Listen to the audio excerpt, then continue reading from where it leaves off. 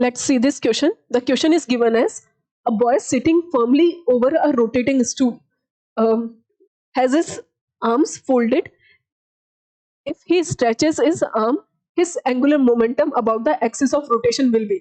देखो कंडीशन क्या दी हुई है, हमारे पास एक चेयर होती है जो रोटेट करती है, तो पहले एक बॉय, एक लड़का उस पर बैठा हुआ है, उसने अपने हाथ फोल्ड किए हुए हैं और वो घूम रहा है, वो इस तरह से घूम रहा है, मतलब वो खुद नहीं घूम रहा है, वो चेयर जिस पे बैठा हुआ है वो घूम रही है। उसके बाद उसने अपने हाथ फैला दिया, अब वो घूम रहा है। तो मुझे बताओ उसका एंगुलर मोमेंटम जो है वो बढ़ेगा कि घटेगा कि अनचेंज रहेगा या डबल हो जाएगा, हमको बस इसके बारे में बात करनी है। तो देखो अगर मैं ध्यान से देखूं तो मैंने कोई एक्सटर्नल फोर्स नहीं लगाया, हमने कोई भी एक्सटर्नल फोर्स नहीं लगाया।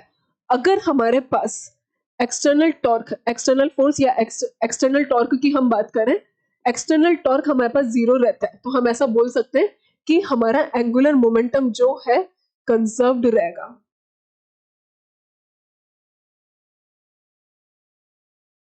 तो हम ऐसा बोल सकते हैं कि अगर हमारा एंगुलर मोमेंटम कंजर्व्ड है, that means initial angular momentum is equals to final angular momentum.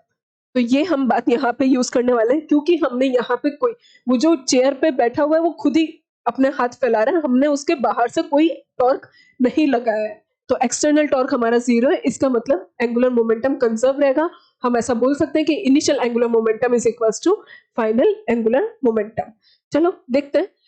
तो कंडीशन कुछ ऐसी है कि मान लो हमारे पास ये स्टूल है, कुछ स्टूल हमने मान लिया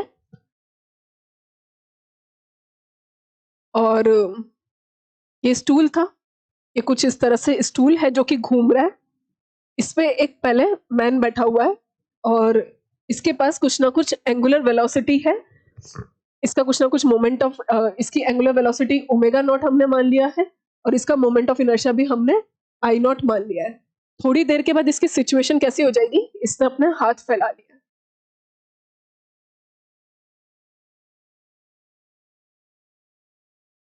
तो ऐसा मान लो कि इसने अपने हाथ फैला लिए, ये इसके हाथ और ये, तो इसका मोमेंट ऑफ इनर्शिया क्या होगा, हमारे पास नया मोमेंट ऑफ इनर्शिया आ जाएगा और नई एंगुलर वेलोसिटी आ जाएगी। अब देखो, क्योंकि मैंने कोई एक्सटर्नल टॉर्क नहीं लगाया, हमारा initial angular momentum must be equals to final angular momentum, तो I not omega not must be equals to I omega. तो हमारे पास बेसिकली हम एंगुलर मोमेंटम की बात कर रहे थे, तो जो पहले एंगुलर मोमेंटम था वही बाद में होना चाहिए, क्योंकि एक्सटर्नल टॉर्क 0 है, तो हमारा एंगुलर मोमेंटम जो है वो अनचेंज रहेगा, यानी कि उस पर कोई इफेक्ट नहीं आएगा। So the correct answer is option number C.